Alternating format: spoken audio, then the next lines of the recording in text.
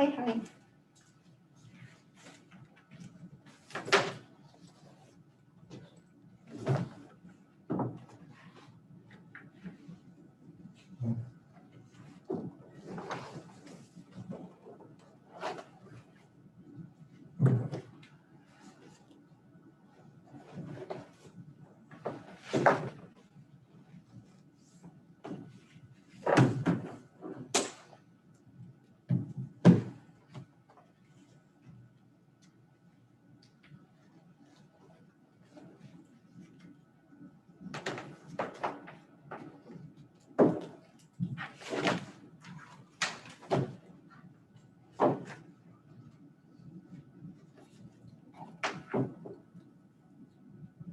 Right, is everyone ready?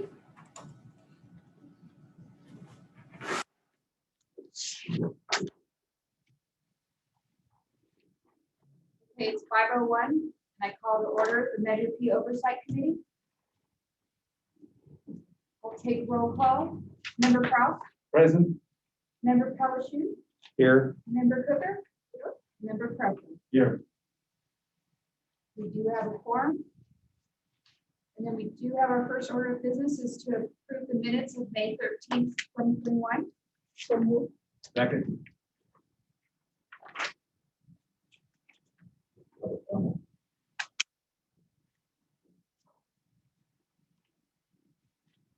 Let me take a roll call vote. Member Kraus, Aye. Member Pelishun, Aye. Member Cooker, Member Trucco. Aye. That motion passes. And let me see if there's anybody from the public that wishes to speak. Any public wishes to speak, they can raise their hand. No speakers. And then the second item is measure policy document. Will you be presenting that one? Either one. Is this the manual? Correct. Okay. I have some. Okay, so as discussed last week, the Measure P policy document, it was a draft version on what the intent entailed.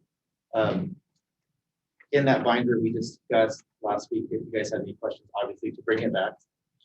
But Ms. Cooper, you said you had a question. Yes, on page 63, there's a figure missing on employee. And I assume because of the dollar amount that it's supposed to be one.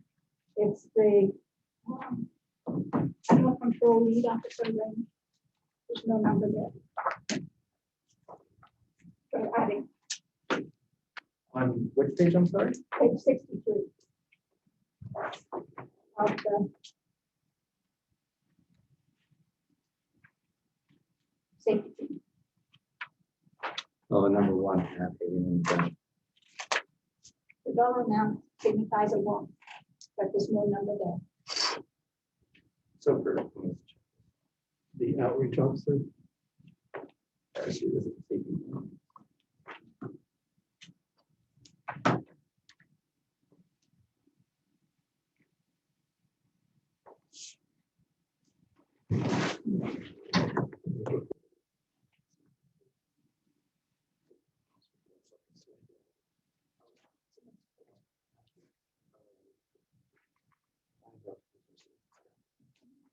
Ms. Cooker?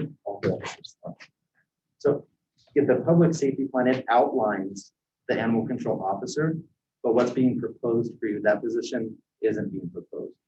So the positions in the safety plan is what was in the approved plan last year. Then why is there a dollar amount then in the additional cost?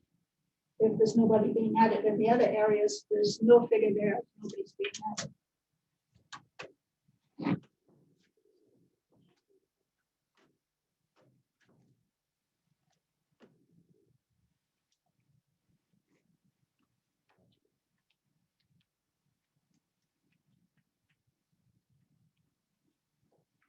Ms. Cooker, which box are you looking at? Are you looking at the animal control lead officer, the fourth box down? That's right, So the one at 89?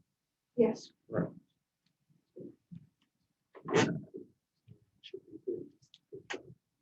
But this was this year. So you need this with the safety plan. The allocation system. So Ms. Cooker, so this safety plan that was adopted last year, the position of the animal control lead officer, it's not being proposed in this year. So at the time, they were proposing one position, which was the animal control lead officer. But this year, we're not moving forward with that. The only animal control staff that you'll see on there is the developer animal control technician. And why isn't it a 0 there instead? Because this public safety plan, this was released and adopted last year.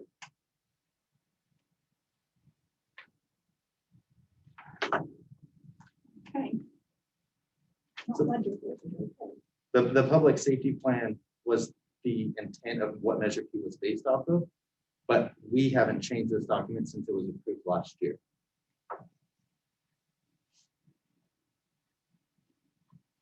Does that answer your question?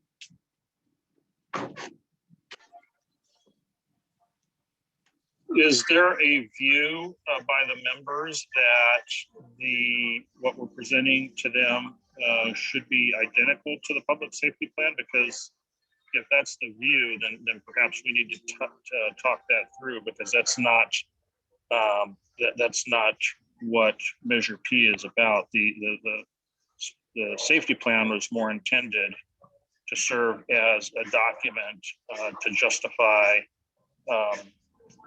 what's necessary in terms of funding source to supplement or increase collective public safety. It wasn't intended to be the gospel, if you will, with respect to if Measure P is approved, we're going to do everything in that plan. It's more of a guidance as to what it's going to take to achieve certain public safety levels.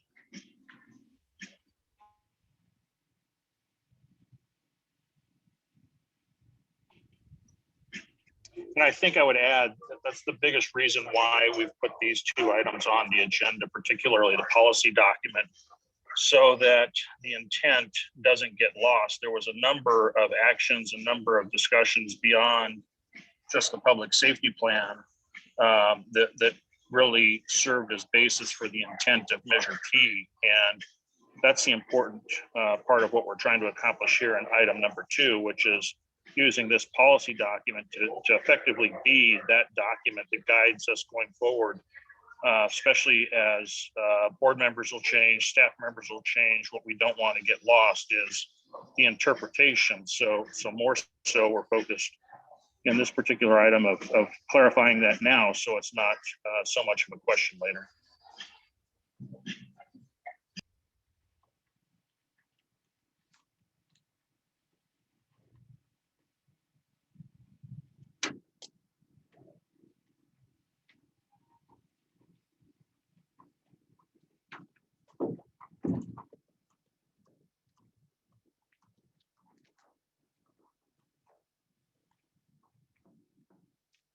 Do any of the committee members have questions? So the recommendation is that the Oversight Committee adopt a Measure P policy document for future guidance in compliance with the intent of the measure. Can I get a first and a second? So move. Second. Motion by Kraus and second by Crafton. Take a roll call vote. Member Kraus, Aye. Member Pellishu, Aye. Member Cooker, right? Member Crafton. Aye. That motion passes. The next item is fiscal year 2021-22, Measure P revenue allocation.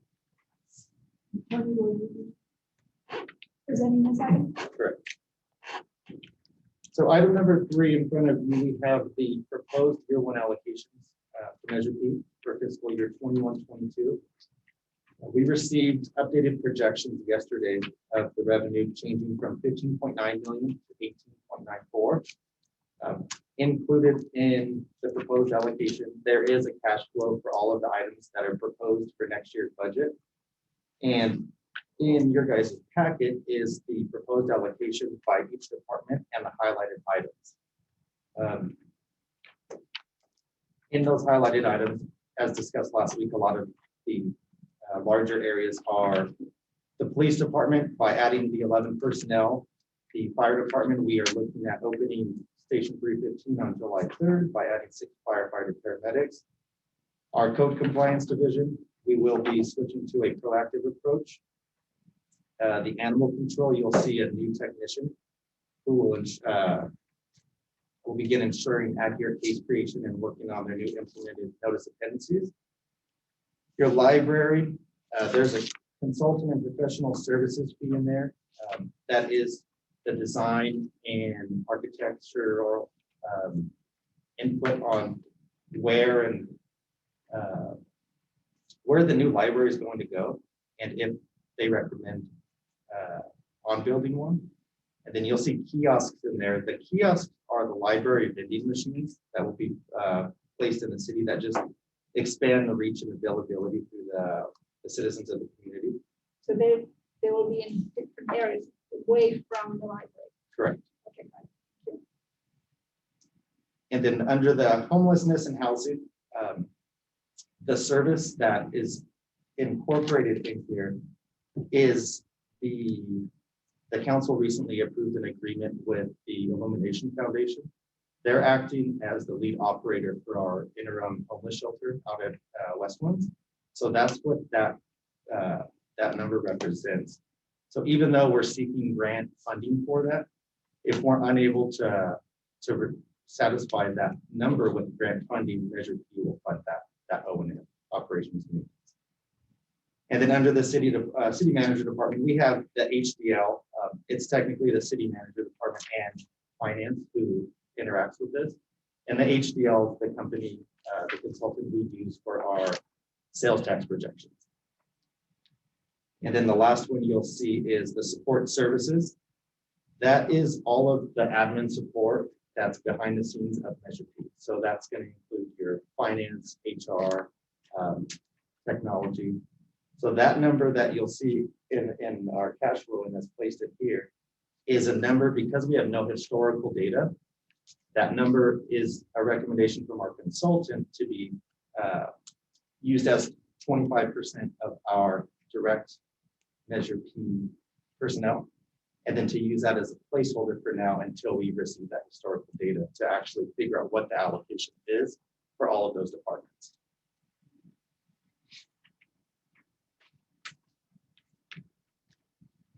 Any questions so far in regards to the allocation?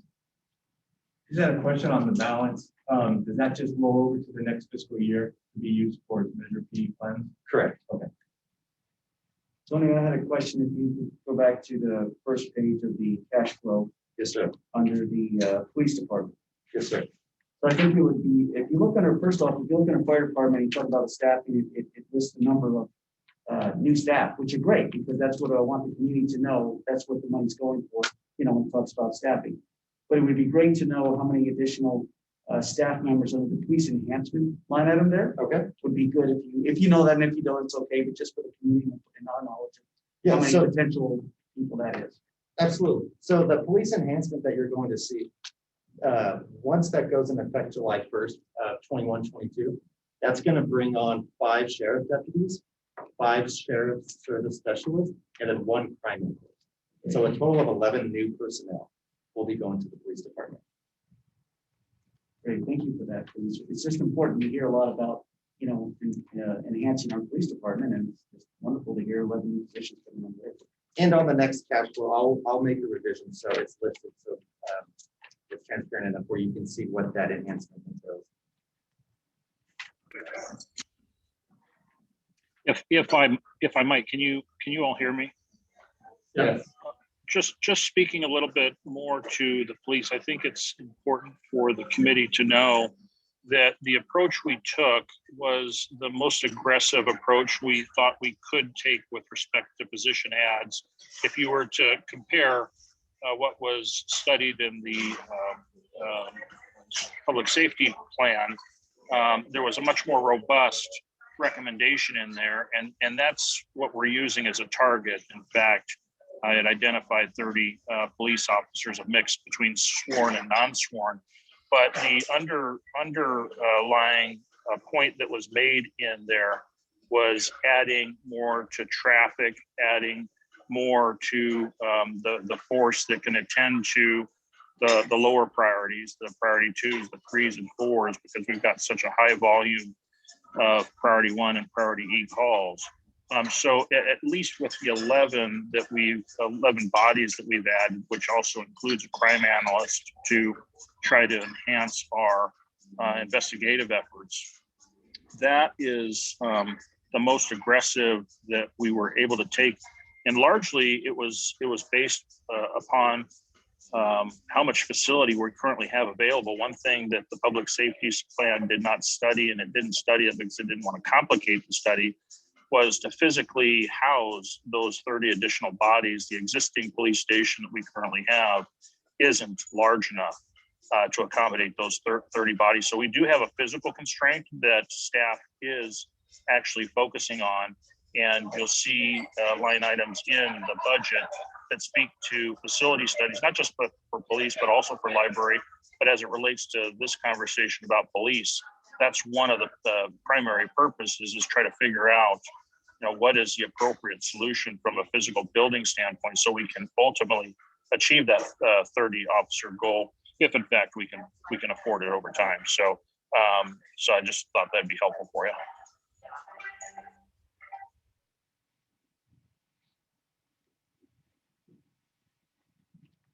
Committee members, any other questions? The recommendation is that the Oversight Committee finds that the proposed allocations in the attached one-year allocation plan are consistent with the spending priorities within the ballot measure and the public safety plan, and include the submission and authorization of a transmittal letter to the City Council. May I have a motion?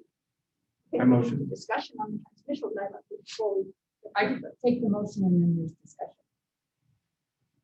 So move motion. Crefeld, I'm sorry, were you the first? Yes. Okay, Second. second. Discussion? Would this be? But the 2 letters, I prefer the more detailed one, because I believe fiscal responsibility that the council needs to know exactly what it is we're approving. And council changes, we change, we need a solid record of what has to be approved each time. Okay, and you're referring to the sample number 2, correct? Does everyone agree with that? Okay, and then once the transmittal letter is submitted, I would like to send it for your guys' approval. And then I'd like to have all 4 committee members sign that before it's presented to council. I agree. I like the second letter. I like the details. The motion is for staff recommendation, and then we need for the option 2 letter. Motion by Crefeld, seconded by Kraus. I'll take a roll call vote. Crefeld? Aye. Kraus? Aye. Clifford? Howard? Aye. Motion passes. At this time, unless anyone has anything else, we could adjourn this meeting at 5:19. Thank you, folks, for being